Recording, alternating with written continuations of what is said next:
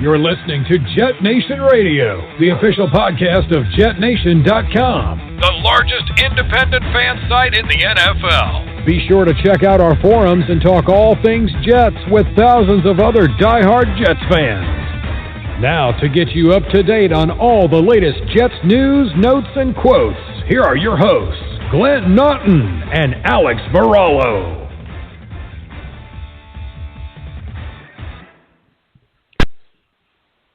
Good evening, Jets fans. I am Glenn Naughton. This is JetNation Radio. Thank you so much for tuning in. Should be a fun show tonight.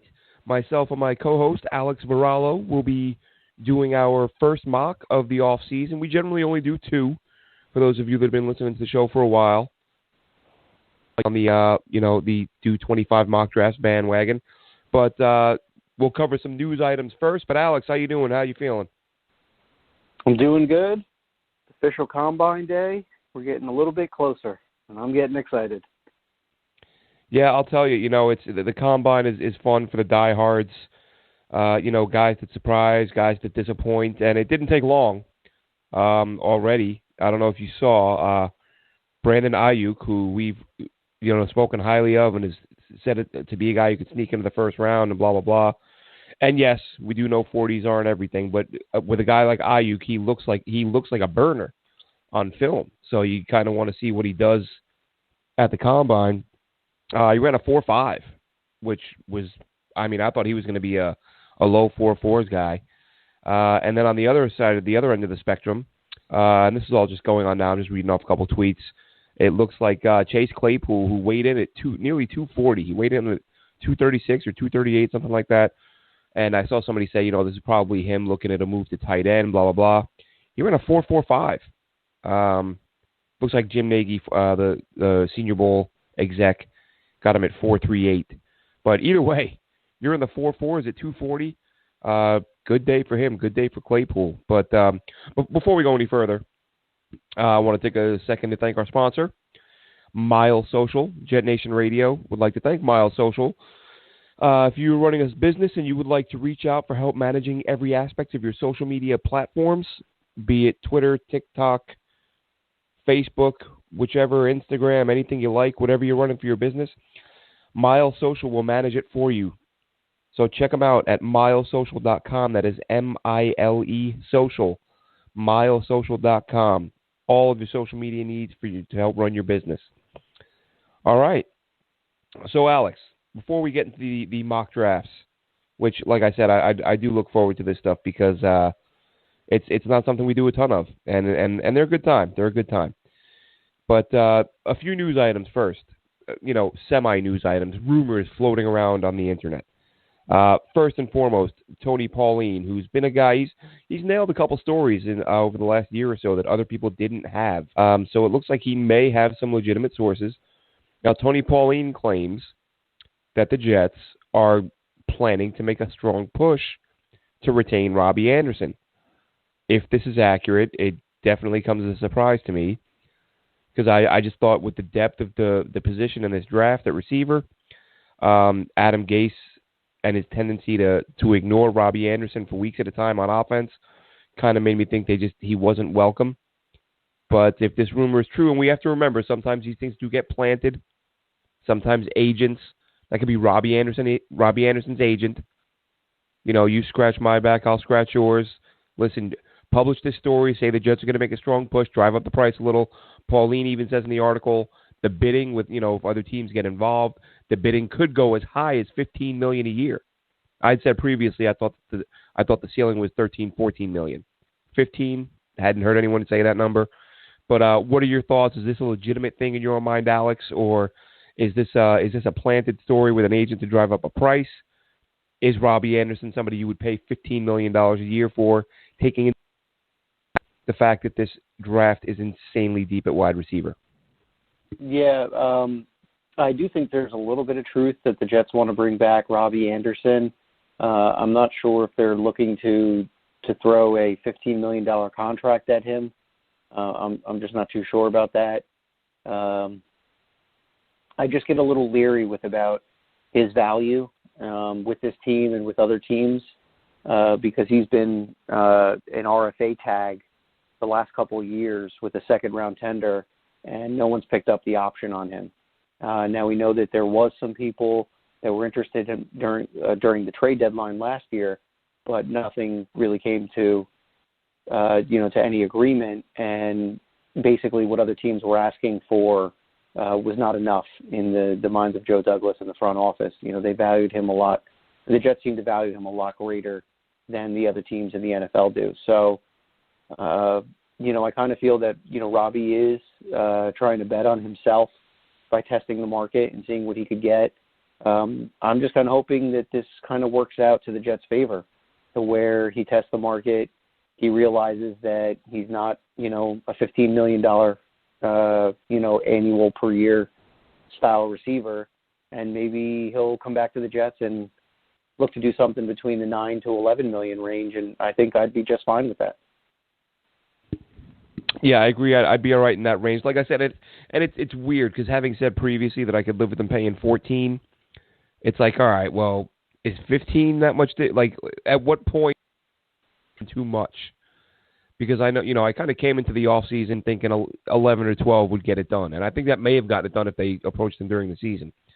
But now that he can sniff free agency and he knows the bidders will be out there, that's when you say, all right, that's going to drive up the price. And that's when I kind of settled on, all right, I could see them going 14. I could live with that. And then it's like 15. It's like, at what point do you say, all right, listen, no one's been a bigger advocate for Robby Anderson than me. For those of you that were listening to the show back when he was an undrafted free agent, how impressive he was at Temple when he faced off against William Jackson when they played Cincinnati, and William Jackson was a first-round corner, and Robby Anderson had like 11 catches for 140 yards against him. And I'd yammer about that every week. So no one's been a bigger supporter of Robby than I have. But 15, I wouldn't have as much of an issue with 15 if not for the fact that there's just so many receivers in the draft class. Alex, I tweeted out earlier, half joking, that I do these mocks, 10 more picks, because I feel like in every single round there's 2 or 3 receivers that are great value, and I'm just like I have to restrain myself to not pick 6 receivers when I do a mock. So I took a couple in tonight's, but we'll see where it goes with Robby. If they do 15, I won't hate it, but it would shock me because I really just get the feeling, when you look back at Robby's game logs last year, there was stretches. He'd have 2-3 targets a game, fairly regular, a lot more regular than you would expect for a struggling offense. With him being the biggest weapon they had in the passing game, he would just completely disappear at times. Is he getting jammed at the line? It's entirely possible, but Jesus, you're this offensive genius, Adam Gase. Find a way to get your best receiver open, or get him some targets, and it just wasn't happening. So I think Adam Gase just doesn't have time for the guy. So I think he will be gone, not because I want him gone. Just think that'll happen. More rumors today. Again, I think it was Tony Pauline again. And he said this a couple weeks ago and doubled down on it today. Fully expecting the Jets to go after Jack Conklin, really hard. Tennessee Titans O-lineman, as well as Joe Thuney. I don't see any way they get both. The more I think about it, I just have a hard time seeing players are going to come here. They're going to want to be overpaid. And I think Joe Douglas is going to be a little bit more disciplined than that. But we'll see how that goes. But if it's Conklin, how much? I mean, are you willing to pay $20 million a year for Conklin, or $8? What's your ceiling for Conklin to come to be your starting right tackle? Yeah, I was thinking about this yesterday, and what Joe Douglas and his crew need to do is, once they start figuring out, what tough cuts they're going to make and how they can try to extend their salary cap situation, they have to allocate a particular set of money that they want to put into the offensive line, because that is the biggest need. I understand, people are pounding the table for pass rushers. People want corners. Trust me, the Jets are going to address those positions. They just understand that right now when you have a young quarterback and he's going into his 3rd year, he's 22 years old, you traded up a huge package for this kid. So the Jets have to do everything humanly possible to make this work. so that it doesn't look like they made a bad decision when they decided to, trade a lot of future commodities to get Sam Darnold. So for me, I think that you have to allocate it somewhere between, $40 to possibly $45 million, something in that range. If you can get, right around the 40 mark, maybe you sign a big ticket guy like Conklin around the 14 to 15 mark, and then you see what you can do with the other $25 million.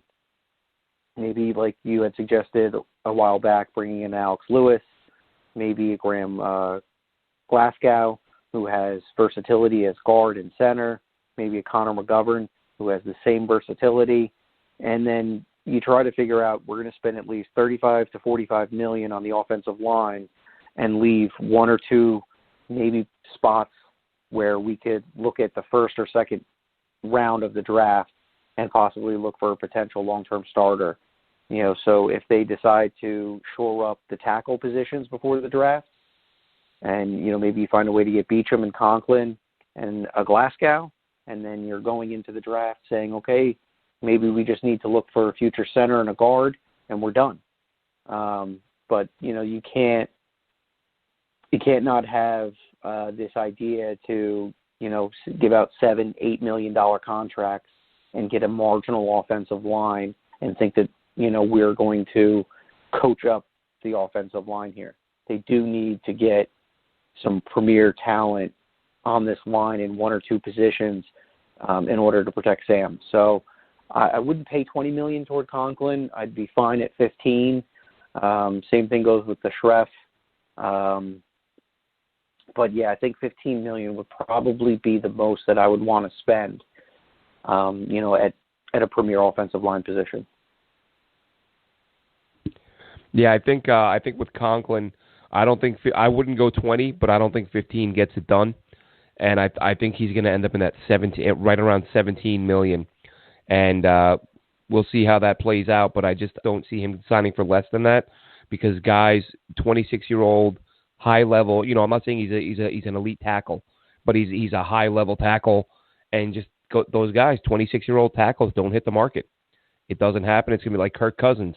Listen, Kirk Cousins isn't a $27 million a year quarterback, but young starting quarterbacks who are good, which Kirk Cousins is, don't hit the market, and when they do, teams lose their minds. We saw the other day a report, Yannick Ngakoue is going to want $22 million a year. So he's my next question, Alex. Do you go listen, I want the guy, but $22 million? Are you spending that on that guy?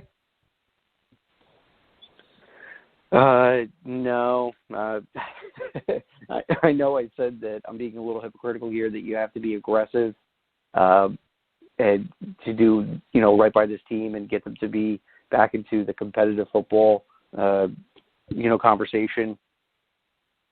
It's just too much at $20 million. I'm not saying that he's not worth it or he's not talented, but I'd much rather spend the money on the offensive line and then have an open mind with that first-round draft pick. And if Clavon Chaison's on the board, let's go. And this would be a situation where, the Jets probably go out and they get a Conklin and they bring back Beachum, and then maybe they sign someone like McGovern to play center. Now you have two new pieces, rather, in the offensive line.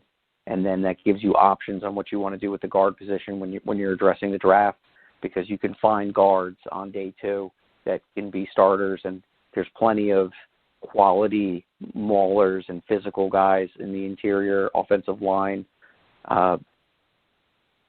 positions in this draft. So for me, I just don't. I'd much rather spend that kind of money to go out and get the best corner in the market than to go out and get a guy that could possibly just be a defensive end. I know he plays edge or whatever, but I believe that they ran a 4-3 defense, and he was probably lined up with his hand in the dirt quite often. I think that the Jets need a versatile style outside linebacker that can play zone, cover the tight end, and then give you an honest pass rush on third down. And I'd much rather try to find a player like that in the draft than spend $20 million on a guy like Ngakoue. All right, and the last player we're going to talk about, because really it just it's one of those things where did the Jets do something now or do they do something later? And what's the price tag? We know Jamal Adams is going to break the bank. The Jets have him. They've got the 50-year option because he was a first-round pick. Then they could franchise him a couple times if they see fit. What are you doing if you're Joe Douglas and you've got Jamal Adams? You know he wants a deal. He may even hold out if he doesn't get one.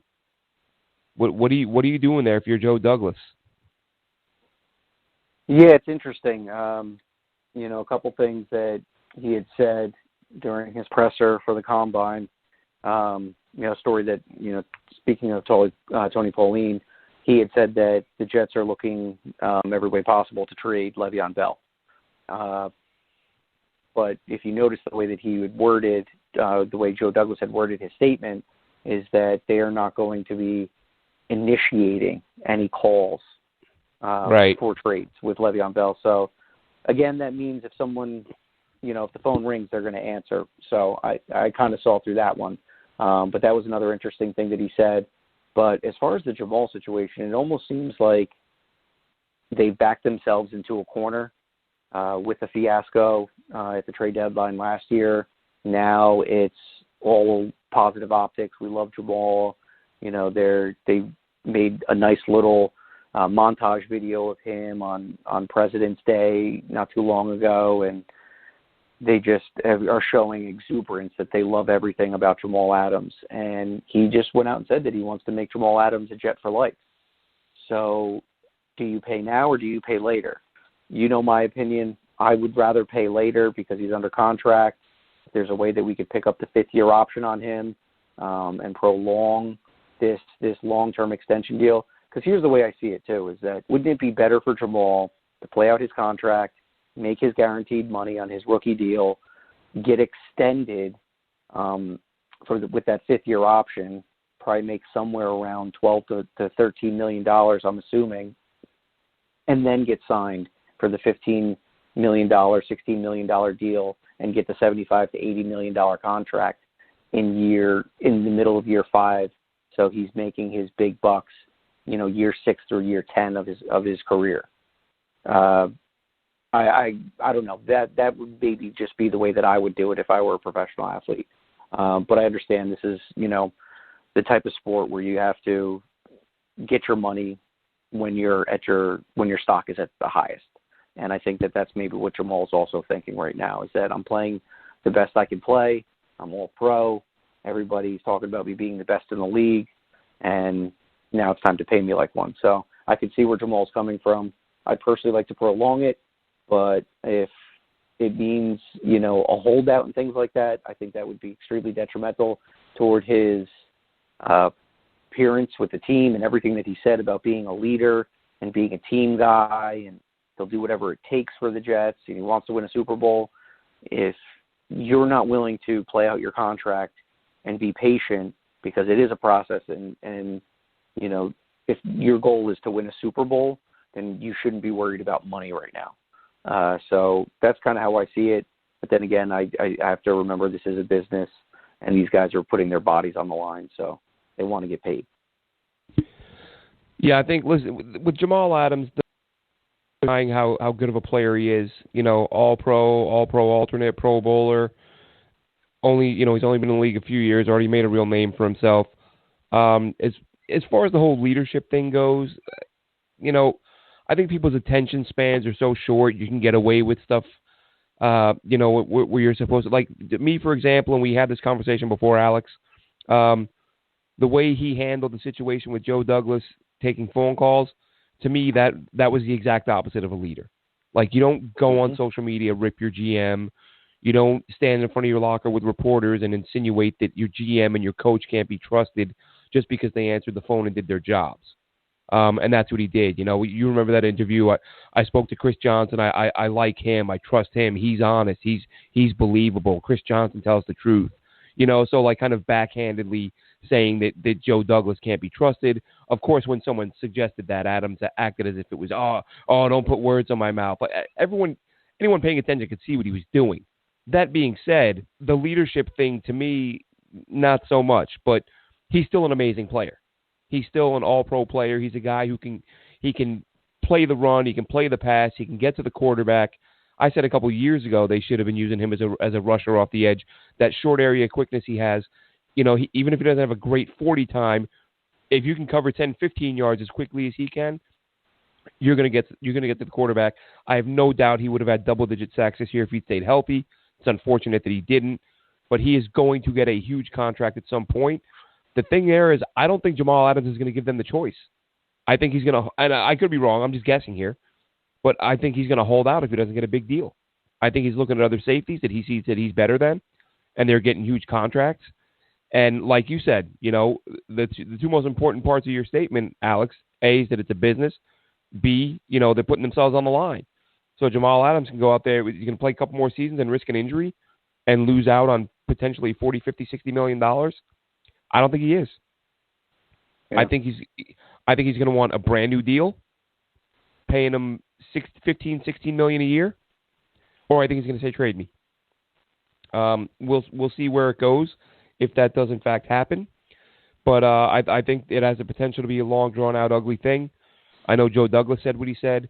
I tend to, I tune in, I watch, I see what the coaches say, what the GM says, even though I know 99% of it is garbage, if not 100%. Canned answers, the Brian Winters thing. Talking about Brian Winters in a way that would suggest that, there's a really good chance he'll be back. I just don't see that happening. I don't see Brian Winters coming back. That was odd, the way that he had phrased that they only have one starter coming back. And then he mentioned Brian Winters. And I was thinking that he was going to say he's at opening day starter. So I guess, he was an opening day starter. So I guess he did say that correctly. But I was just almost thinking, I guess a lot of it could be seen as, did he just kind of throw a little shade toward Jonathan Harrison and Chuma Edoga? But yes, you are correct. He's an opening day starter. So he specified his statement.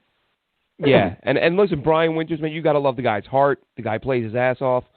But listen, he has been more hurt than he's been the last 3 years, which has led to him being a pretty bad player. Not his fault. I get it. You wish every guy in the roster had the heart that this guy does. But the bottom line is you can't pay $7.5 million or $7.2 for a guy who's injured that often. You just can't. But without further ado, Alex, let's jump into our mock draft here. We're going to I set up some parameters because I don't like the idea. Listen, we obviously have no idea what's going to happen in free agency. The free agency could change every mock draft you come up with, which is another reason why it's silly to do 5 mock drafts before free agency even hits. But I look out there, I see some publications, mock draft 8.0. How you do that, I don't know. But listen, and this is just guessing. Obviously, no idea how this will play out. But I wanted to give us something to work around and something to help keep it realistic. So here's what we did. We're assuming Kelvin Beachum leaves to go elsewhere. We're assuming Yannick Ngakoue gets tagged by Jacksonville or goes elsewhere. Jets lose out on him. We're assuming they lose out on Scherf, who is apparently, now there's talk about Washington franchise tagging him. We're assuming they lose out on Joe Thuney. I'd said to you, Alex, in the notes that, they're going to lose out on Conklin and sign Beluga. Really, it doesn't matter. We're assuming they add a right tackle. Whether it's Conklin or Beluga, kind of doesn't matter. We're assuming they add a player like Connor McGovern to play center, and their big money free agent on defense is going to be Byron Jones. We're going to say they go out and get him. So the big and these are the moves that will most impact their decisions in the draft. So they're going to add Beluga, they're going to add McGovern, they're going to add Byron Jones. So you don't need a tackle on the right side. You're not dying for a center. You got a good one, and you're all right. You're better off at corner than you were. So you're not dying for one because you have some depth there. The guys like Mollett, who stepped up last year, played well enough that they can be your backups. Mollett and who else? Who am I forgetting, Alex? That was a backup. Of course, Bless would start. Bless Austin would start opposite Jones. You had Mollett. You had, was it Kennedy and somebody else? Mm-hmm. There was Kyron Brown about a game. I know that they really liked him early in the season, but then he got hurt. Yeah, he got then injured. He came back later on. Yeah, he got hurt pretty quick, but either way, also Nate Harrison, but I don't know if he's going to be sticking around for Nate another Harrison, year. That's what I was trying to think of, Nate Harrison, if he comes back. Mm-hmm. So we're going with one big money corner in free agency in Jones. We're going with McGovern. We're going with Beluga. I see people out here on Twitter telling me, they got to sign Conklin, Scherf, and Thuney. Like that, okay, there's 60% of your cap space on 3 guys. You're not signing 3 guys who are going to be asking for 17, 18, 19 million a year. So those are the 3. Also going to have Alex Lewis returning. He's going to be more of a backup / compete for a starting role. And I also threw Brent Quale in there on a 1-year deal because if I thought he looked all right at guard when he played there last year. I just feel like he can be a vet who can play a little bit of guard, a little bit of tackle, step in if somebody gets injured. You could do a lot worse in terms of backup player. We're using the draft network, and we're only taking players who are on the board when the Jets pick. This is, sometimes I see these mocks where guys are taking guys that are going to be gone in round 2 and they're grabbing them in round 5. It gets kind of ridiculous. So, on the board, on the draft network, on our simulation, then we can't take that player. So that's what we're working with here. And so, getting things underway, Alex, I'll just start it off by saying in the first round, we both took the same player. Andrew Thomas, left tackle out of Georgia. In both our drafts was there. Give me your thoughts on Thomas, Alex. Why is he your pick? Yeah, I think that this is a safe pick for Joe Douglas to start out, his regime with the Jets in his first draft as a GM. This is a balanced tackle. Talked about early on in the process as the number 1 consensus tackle on the board, but as these analyzers have done more of a deeper dive, it seems that people have modified their boards a little bit, and some people have him sliding just right outside that top 10. I think that this is just going to be a quality, easy, not a slam dunk, not a layup either. It's just a very, very solid pick and a good base for Joe Douglas to start the draft with, get somebody to play the blind side that hopefully locks it down for the next 10 years.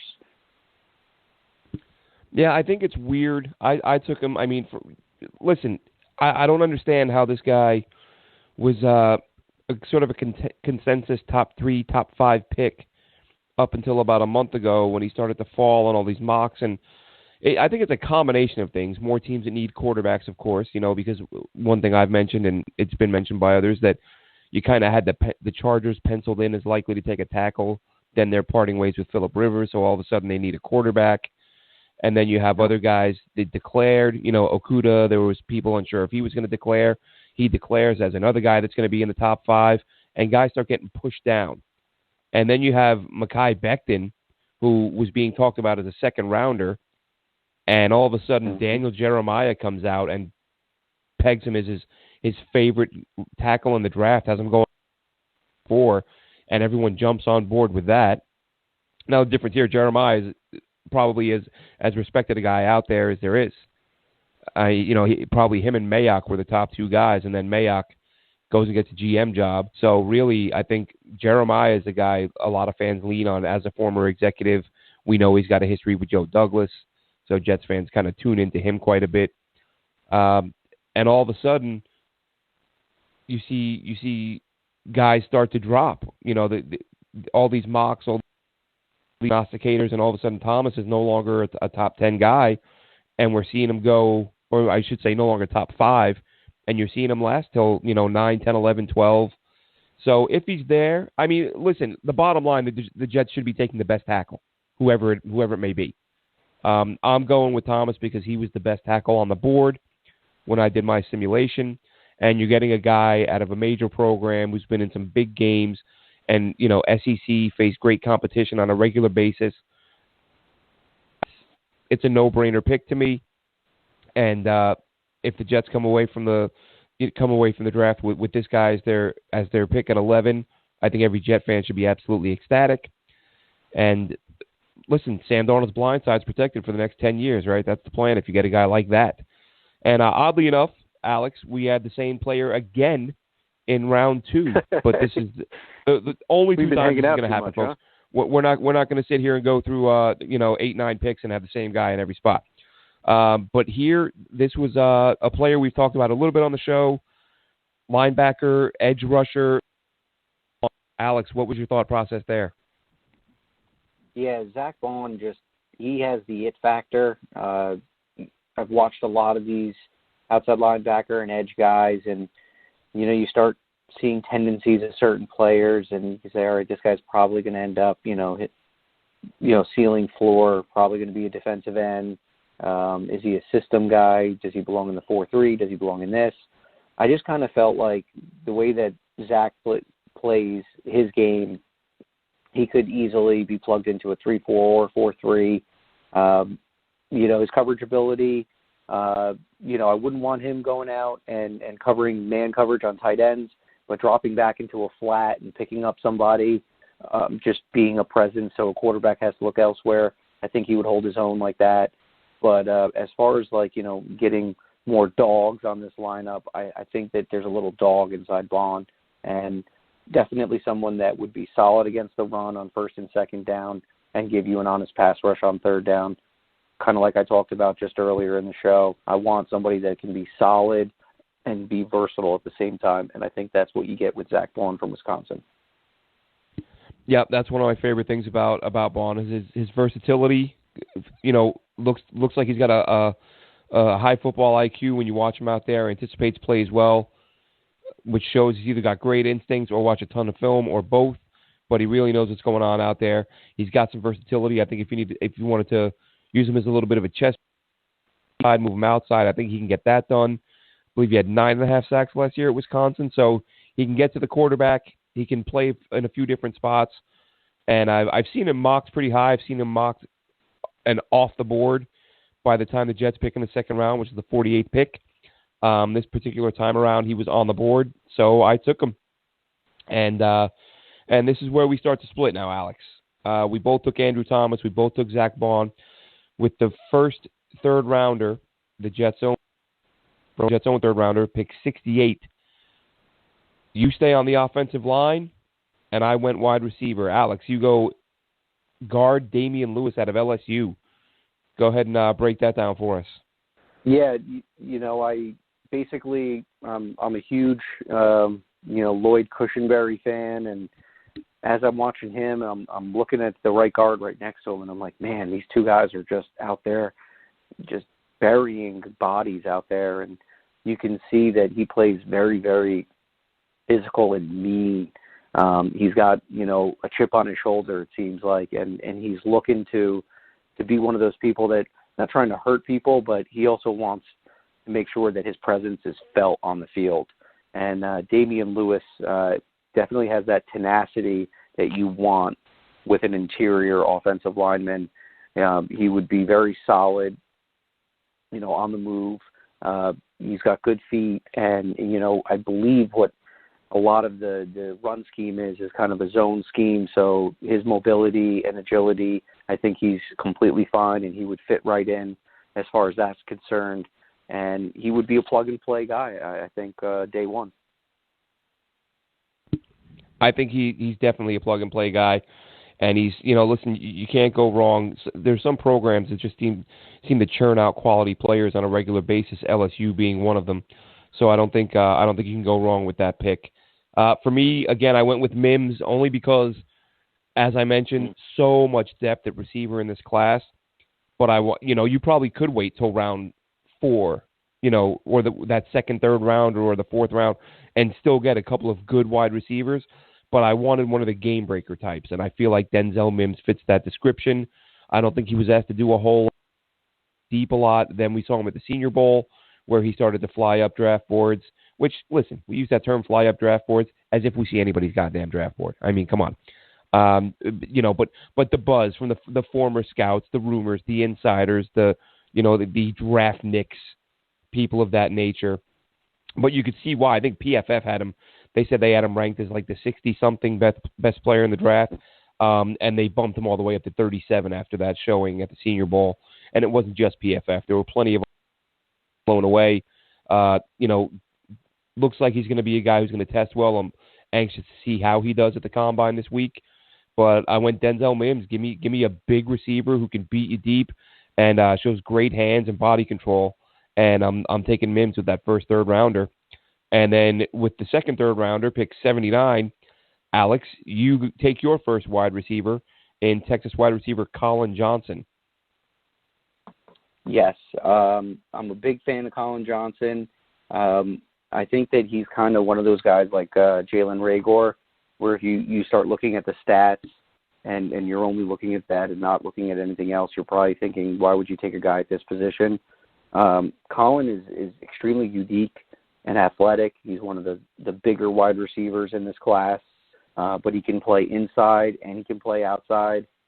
He brings good physicality. You want to talk about somebody in the red zone who can go up and win at the catch point, look no further. He can provide a good deep threat and take the top off of the defense, and he can also be a good short to intermediate guy as well. Very good short hands, and I think he's got wide receiver one qualities. But, when you're looking at a class with this many talented wide receivers, a lot of these guys are just gonna fall and slide, mainly due to particular teams' needs. And wide receivers are plentiful in this draft, so I'm sure there's probably going to be a lot of players like Colin that will be available on that day 3 that will be playmakers and game changers. Early on in the process when the season starts. Yeah, and that's we've talked about the depth at the position, and that's why what you just said, this is going to happen. Every mock I've looked at, whether it's on the forums at JetNation.com, which if you're not a member, get logged in, get signed up, comment on our forums. I see people, there's no way that receiver's going to be there at that point. There's no way that guy, he won't be there in the 4th round. He won't be there in the 3rd round. I've heard it a couple times, and I heard it just a little while ago when I tuned into the draft for a minute. Daniel Jeremiah, who I mentioned earlier, he says he's got 27 receivers with a 3rd round grade. Or, sorry, up, in the first 3 rounds. 27 guys. Listen, 27, you're not going to see 9 receivers in each of the first 3 rounds get taken. So guys are going to fall. And guess what? If that many guys do get taken, if that many guys do get taken, you're looking at one receiver every 4 picks. Yeah, exactly. And it's if that were to happen, then there's going to be some really good players in other positions that are going to get pushed down. So whether people realize it or not, you're either going to get some great value at receiver, or those receivers are all going to get scooped up early, and you're going to get great value on the O-line or somewhere else. So I think that the opportunity is there to grab the value in this draft. I think is mid-late round and at receiver in many rounds. But in that spot where you got, I'm taking this is probably my biggest risk of the draft, and one that I don't really see. I don't see it happening. Again, all we did was run the draft with the simulator. Guys were there, but I went with Fresno State's O-lineman, Natani Mutai. This guy, listen, he's got some injury history. He's got an ACL. He had a Lindsfrank and, 18. So he's had a couple of significant injuries. But I'm getting him in the 3rd round because I think if he can stay healthy, I think he's an all-pro type player.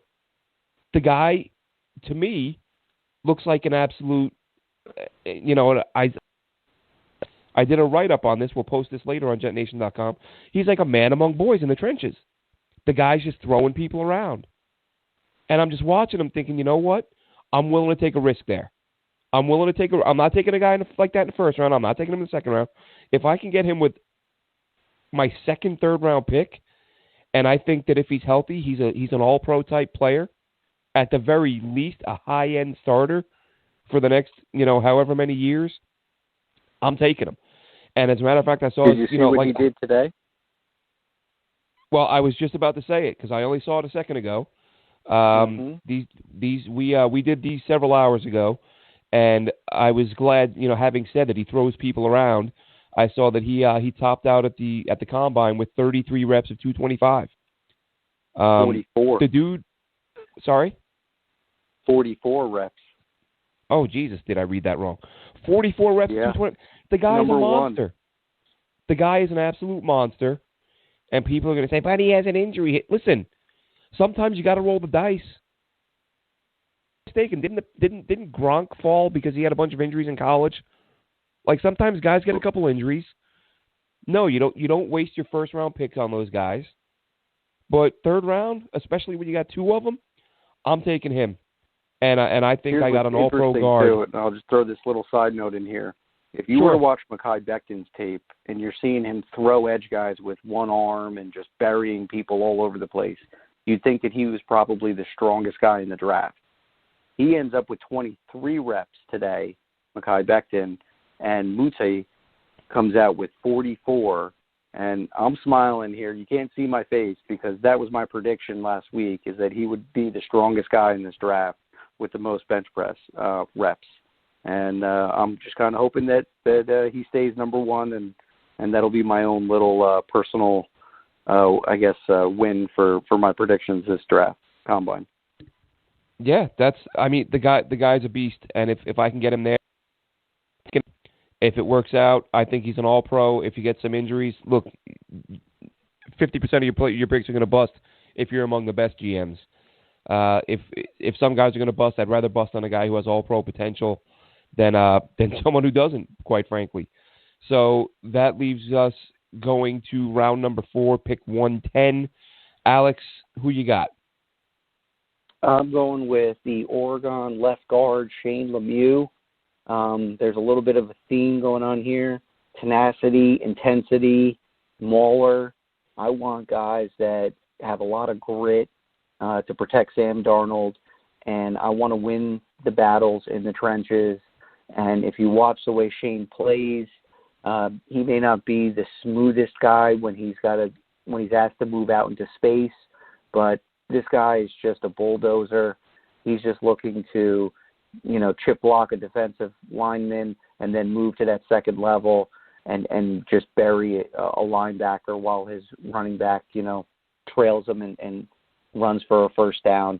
I could perfectly see him fitting in and helping this team become more of a power run style team and be more dominant in the run game.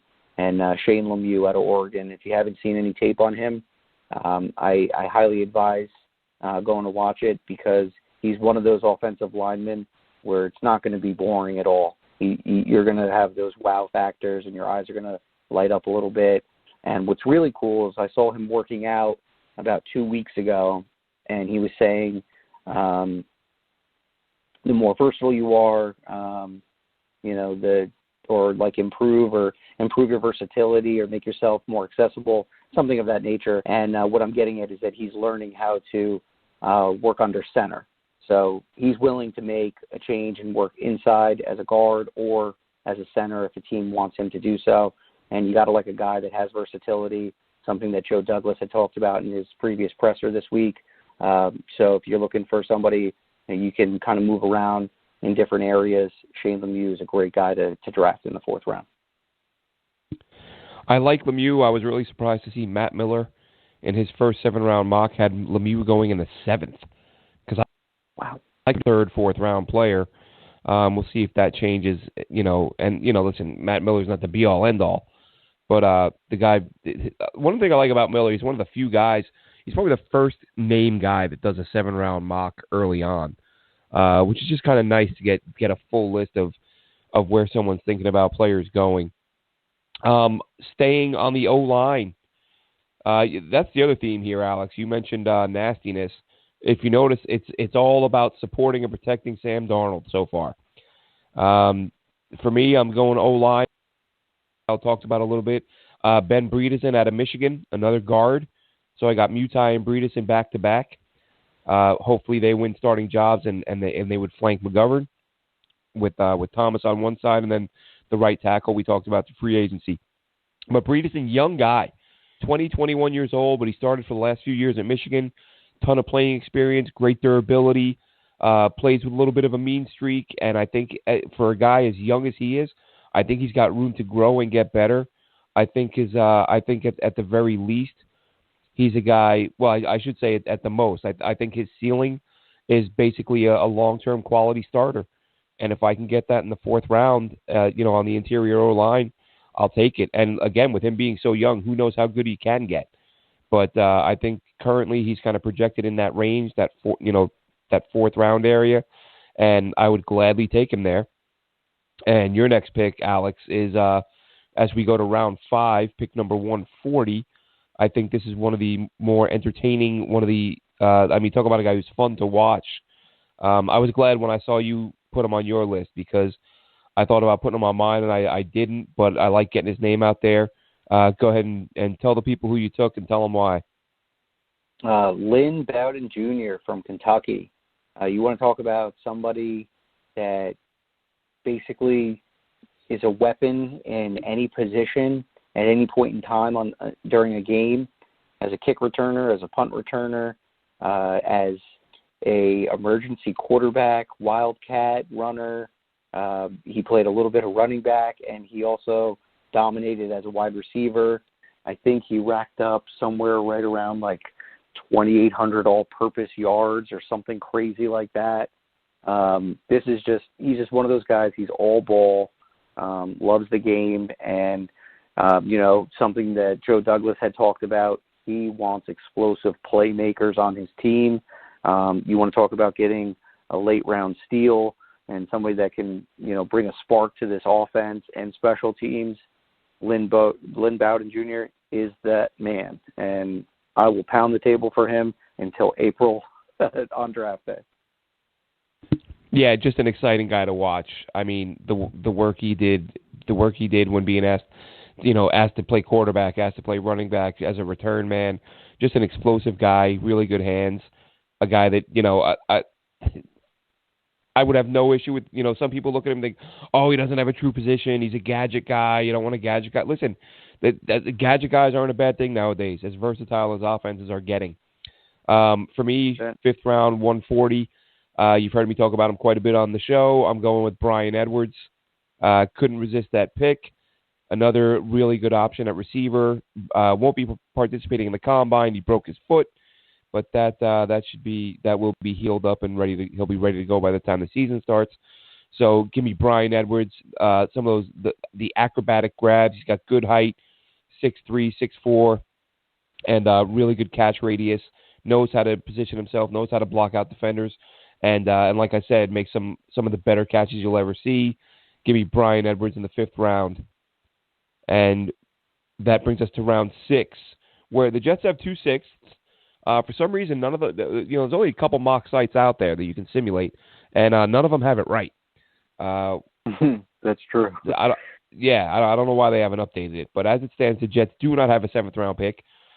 They've got 2 sixths. They've got 171 and 191. Alex, who are you taking with the 171st pick? Okay, so we're addressing the cornerback position a little bit late here, but Lavert Hill from Michigan, I think he is destined to be a quality nickelback corner, and in today's day and age, those guys are considered starters as well. So this will be, very reminiscent of some past drafts where the Jets seem to strike gold in the 6th round. And I think that if he's on the board and you haven't done too much in free agency at the cornerback position and you're looking to get some young talent here that you can kind of work into the system in a year or two, I think Lavert Hill would be a very sound player in a Greg Williams defense. Yeah, I will say, for me personally, with looking at Byron Jones, looking at Bless Austin, and looking at the depth behind him, and, like I said, the free agent signings we're working with are the biggest signings, will have the biggest impact. I'm assuming there'll be another corner added, sort of mid-level guy. So that's why I neglected corner in this draft and didn't take any. What I did do, I went with another receiver, Alex. And, you might say, oh, why 3 receivers? That's too many. Listen, I think Robby walks. And if we're talking about taking care of Sam Darnold, that means right now he's got Jamison Crowder, as his only established receiver. He's got a slot guy.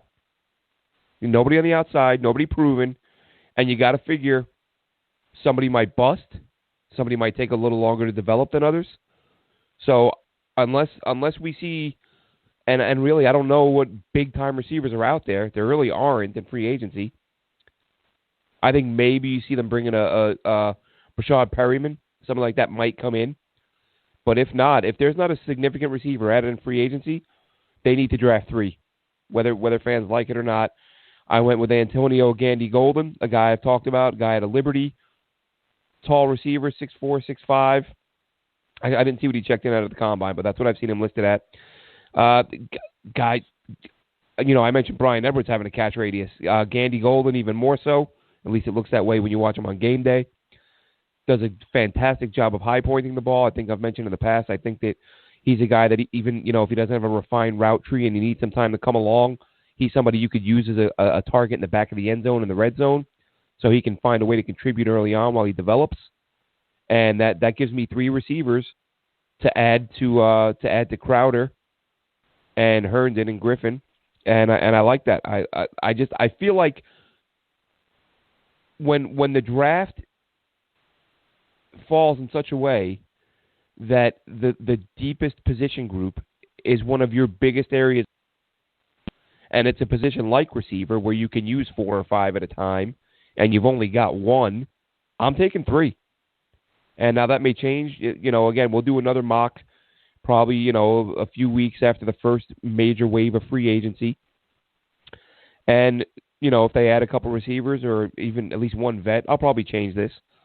But if it's going to be Crowder and Braxton Berrios and Vincent Smith come draft time, you better believe I'm taking 3 receivers. And last but not least, round 6, pick 191. Who you got, Alex? Okay. Just because of his nickname maybe is why I did this too, and I've talked to him about him several weeks in a row. This is Darius Jet Anderson. This guy has got wheels like you wouldn't believe. Just really, really good straight line speed. Not a bad option coming out the backfield as a receiver either. I think early on he probably would be considered like a scat back. Obviously, not expecting too much, being that we have a premier running back in-house that we're paying an absurd amount of money for in Le'Veon Bell. But you need bodies. You need guys to take a little bit of the weight off of Le'Veon Bell's shoulders. And at the moment, our running back situation is not that it's bad. We're just not that deep. Currently year to date, if my mind is correct, I believe we've got Le'Veon Bell. We have coming back off an injury the kid from Appalachian State, Jalen Moore, who was put on the IR basically right off the jump after we picked him up from the UDFA draft. And then Trenton Cannon. Can't forget about the 6th round guy from the small school that we got a couple years ago. This is somebody that we were anticipating to give us a big boost on special teams this year. Unfortunately, he got hurt. So again, the Jets are just not that deep at running back, and why spend any sort of money in free agency on another running back? Because clearly we thought we were going to see a lot out of Ty Montgomery last year, and we really didn't. So you might as well go to the draft with one of your last picks just to get a body in there and see what happens. Yeah, and I'm curious to see what happens with Josh Adams, the guy they picked up from Philly. Spent most of the year on the practice squad, and then ended up getting activated late in the year, but didn't really see any action. So Josh Adams, he's got a little bit of experience. He's had a little bit of success. I don't think he's a good enough player that you start altering your draft plans, but maybe they like him that much to do it. And that's the other thing. That's something we'll look at some point this offseason, Alex, is, and it's always fun to look and dig through the roster. Like, are there any guys on the roster we're overlooking who could be better than what we've seen, or who just haven't had a shot yet? Because, listen, one guy that jumps out at me, Josh Malone. Josh Malone is a 6'3" speedster who, people thought would be able to play in the league and hasn't done a whole lot, but he's a guy that I think it was Dan Leberfeld, and I could be wrong if I hope I'm not misquoting him here, but I think Leberfeld said that he thinks the Jets really do like Malone as a guy who could, sort of come along next year. So, at some point we'll do a deep dive on the practice squad. We might just do the whole 90-man roster, and I mean, yeah, there would be no need to go to delve deep into the regulars, the starters, but we'll look at the bottom of the roster guys at some point and look and say, is there somebody on this team who we're discounting? Jalen Moore is who you were talking about out of Appalachian State. Is he a guy that could steal a roster spot as a running back? Anthony Chioffi, the safety, who they signed from the CFL, the Rutgers product. Guy ran an insane 40 and prior to the draft and had to fight his way back into the league. Some people think that he might be able to get himself a roster spot. So it'll be interesting, and it's always fun again to do those deep dives and look for those diamonds in the rough, so to speak. So wrap things up here. Round 6, pick 191 for myself. I also went with a running back. I switched back and forth a couple times before finally selecting Reggie Corbin, running back out of Illinois. He's a guy sort of reminiscent of Leon Washington, in my opinion. Maybe not quite as fast, but at least when I watch him, that's the guy he reminds me of. Not a big guy, really quick, can be elusive at times. Straight line runner more than I would like, but I was able to find a few games where he makes guys miss. Fantastic balance. Saw some runs where you really thought he was going to go down, and he managed to keep his feet and keep moving forward. And let's face it, when you're talking round 6, 7, these are guys that make a roster kind of 20% of the time. But he's a guy, he can be a return man if they want him to, and good hands out of the backfield. So that would be that'd be my spot there. And if I had to pick one, that's probably the only spot, Alex, where I really struggled and went back and forth. But so to recap, for myself and Alex, we both picked the same players in rounds 1 and 2. Andrew Thomas and Zach Bond. Then in round 3, Alex goes with Damian Lewis. I go with Denzel Mims. The following the second pick in round 3, Alex goes Colin Johnson. I'm taking Netani Mutai. Alex goes Ben Bredeson at 110. At 140, it's Lynn Bowden for Alex. I'm taking Brian Edwards. Lavert Hill is Alex's pick at 171. I'm taking my third receiver, Antonio Gandy Golden. And then we both finish things up at pick 191 with a pair of running backs. Alex going with Darius Jet Anderson, me going with Reggie Corbin. So the theme here, as I said, as we were about halfway through, lots of offensive line, lots of targets for Sam Darnold. You went with 2 defensive players. I only went with 1. And part of the reason for that, Alex, and again, I wasn't going to try to anticipate every single free agent signing because even trying to guess a few is a bit of a fool's errand. It's certainly even more so to try to sit and predict 7 or 8 or 9 mid to low level signings. But I think the Jets are going to have an easier time, and people can tell I'm not intentionally taking a shot at Adam Gase here, but I think if you're a general manager, you're going to have a much easier time selling Greg Williams to your defensive free agents than you are selling Adam Gase to your offensive free agents. Take that for what it's worth. We'll see what happens. I think that, if you're Joe Thuney and you're going from a Bill Belichick school, do you want to go play for Adam Gase? I would venture to guess no. I hope I'm wrong because I would like Thuney to show up. But I think big money will go on some, well, not necessarily big contracts, but several contracts will be used on the defensive side of the ball with a heavy emphasis on young players on offense to get things going and help Sam Darnold turn things around. So that wraps up our mock, Alex. And before we close things out, there was one story that surfaced that I don't think we addressed it yet. Can't even remember how. Yeah, I don't think we did. I sent out a tweet. It's tough to find issues that Jets fans are united on. I feel like almost every tweet I send out. I know where you're going now. it's always 50-50. It's uncanny. The number of times I see 51-49. Geez, everyone's so divided, down the middle on everything. But Alex, the idea of taking Ruggs with the 11th pick, as that was another rumor floating around. Henry Ruggs III out of Alabama. They're expecting him to run like a 2.56. Rich Cimini reporting that Joe Douglas and the. Sorry? No, I thought that was funny. The 2.56. Yeah, maybe a little higher than that. But Rich Cimini reporting that the Jets have reported that the Jets reportedly that was good. Reportedly have had their eye on him for some time. How would you feel if they were to take Ruggs and pass on a left tackle? Because we know there's not a I tweeted that out. People say, well, it depends on what they do in free agency. And my thought is, what free agent left tackle is out there that would make it okay to pass on one of these top left tackles? How would you feel about that, Alex? Obviously, I think a lot of work will be done in free agency with the offensive line that will give them the opportunity to exercise that option. That's the thought process going into here. I think it's clear that we need to get playmakers and explosive guys on the offensive side of the ball, just so that so much is not put onto, Le'Veon Bell or Sam Darnold. And Ruggs, he said it in an interview earlier this week. He wants to be the fastest guy ever as far as the 40-yard dash is concerned. And he wants to break the record, which I believe is at a 4.22 or 4.21 maybe. So I think, obviously, I think that it's completely possible.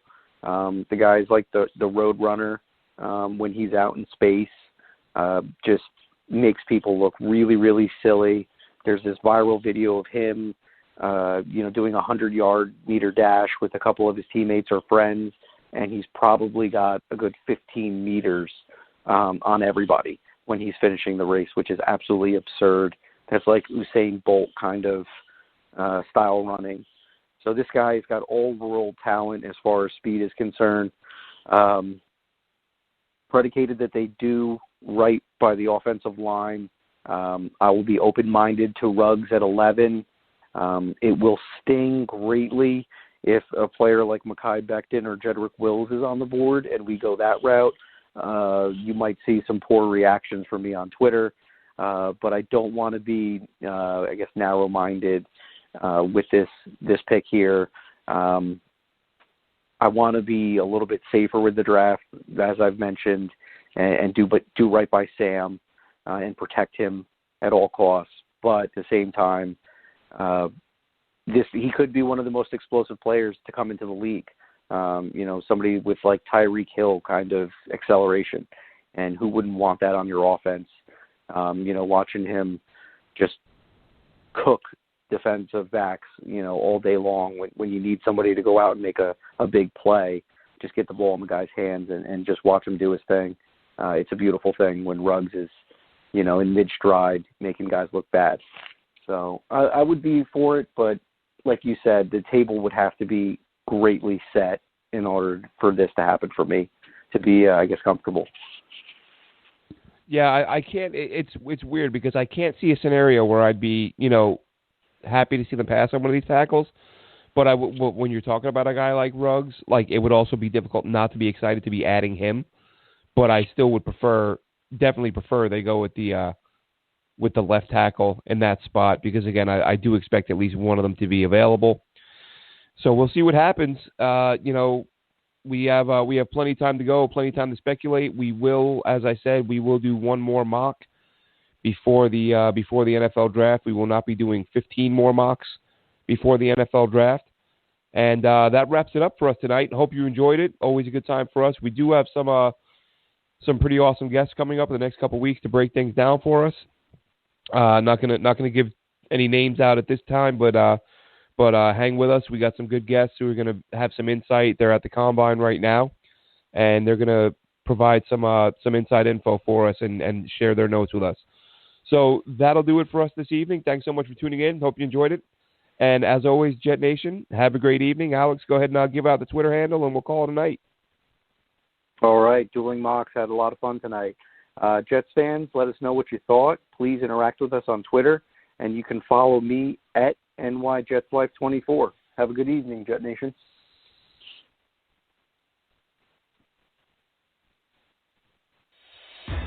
Thanks for listening. Be sure to follow us on Twitter at JetNation Radio. Glenn is at AceFan23 and Alex is at NYJetsLife24.